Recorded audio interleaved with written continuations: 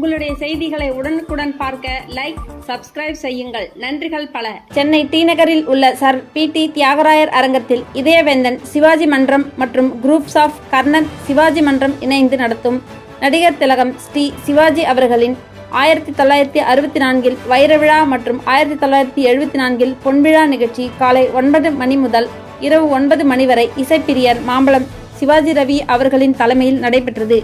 மேலும் இந்நிகழ்ச்சியில் தெருக்கூத்து கலைஞர்கள், நலிந்த விவசாயிகள் மற்றும் பள்ளி கல்லூரி மாணவர்கள் என 60 நபர்களுக்கு தலா 5000 ரூபாயை குரூப்ஸ் ஆஃப் கர்னல் சிவாஜி மன்ற அமைப்பாளர் பி. கணேசன் அவர்கள் நிதியிலிருந்து வழங்கினார். இந்நிகழ்ச்சியில் பெங்களூர் ஜி. ரவி, எம். சேகர், மாம்பலம் கணேசன், நிகழ்ச்சி ஒருங்கிணைப்பாளர் என். நாராயணன், ஏ.கே. தணிகாசலம், சூலை ஆர்.எஸ். சிவா மற்றும் சிவாஜி, ஜானி, சங்கர், சேகர், ஏழுமலை, அழகப்பன், ராமசாமி, ஸ்வரன், ரவிக்குமார் உள்ளிட்ட பலர் நிகழ்ச்சியில் கலந்து கொண்டனர்.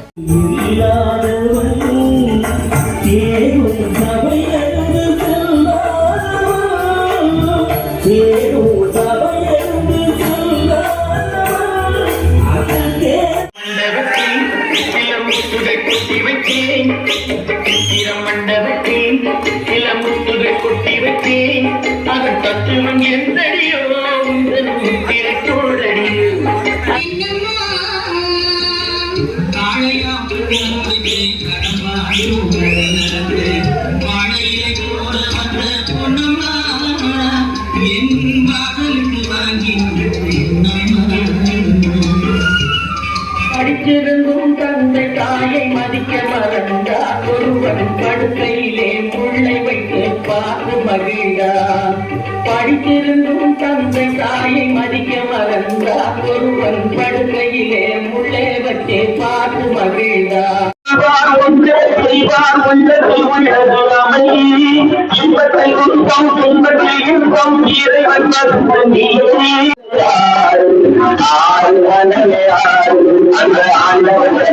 கண்ணன் விருது வழங்கப்படுகிறது. அடுத்ததாக இந்த விழாவை சிறப்பாக வேலூர் கண்ணன் நற்பணி மன்றத்தின் சார்பாக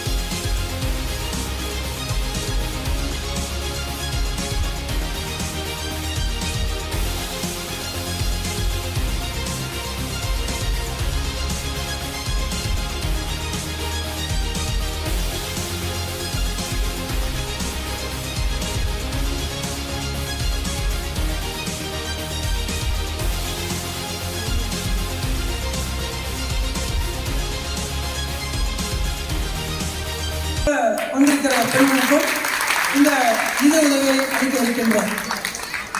அடுத்ததாக திரு பிரகாஷ், அடுத்ததாக செல்வி ஹரிதாஸ்ரீ. இந்த பொண்ணு தான் பள்ளியிலேயே முதல் மாணவியாக வந்து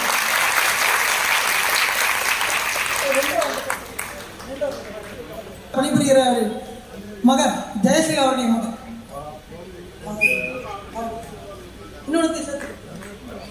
திரு ஏழுமலை அவர்களின் மகன் விக்னேஷ்.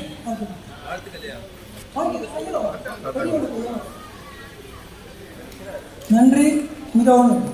அடுத்ததாக என் உயிர் போன பிறகுதான் உங்கள் உயிர் போகணும். அற்புதமான ஒரு மனிதர். அதே போல இங்க பீம் சிங் சாருக்கும் வந்து 100ஆண்டு விழா கொண்டாடுறாங்க. ஒரு அழகான காம்பினேஷன். பீம் சிங் சார்னா வந்து அப்பாட்ட கேட்குமா சொல்லுவாங்க, கலைஞர ஏதாவது பாட்டு இருந்தா விட அப்படிம்பாங்க. அவ்வளோதான் கேட்பார் அவர். இதில் இன்னொன்று அத்தான் என்னத்தான் பாட்டை வந்து எழுதி விஸ்வநாதன் கொடுத்து இது நல்லா இருக்கா ஏதாவது யூஸ் பண்ணு அப்படின்னு அப்பா சொல்லியிருக்காரு. விஸ்வநாதன் மறந்துட்டாரு.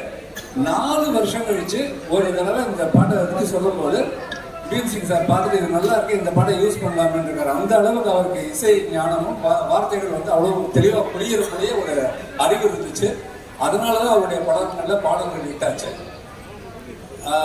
இசை நிகழ்ச்சி காத்துட்டு இருக்கு. அதனால இடையிடையே உங்களிடையே பேசி உங்களை வந்து நான் வந்து சங்கடத்துக்குள்ளாக போகிறது. வாழ்க நடிகர் திலகத்தின் புகழ், வாழ்க அவருடன் பயணித்த அனைவருடைய புகழ். நன்றி.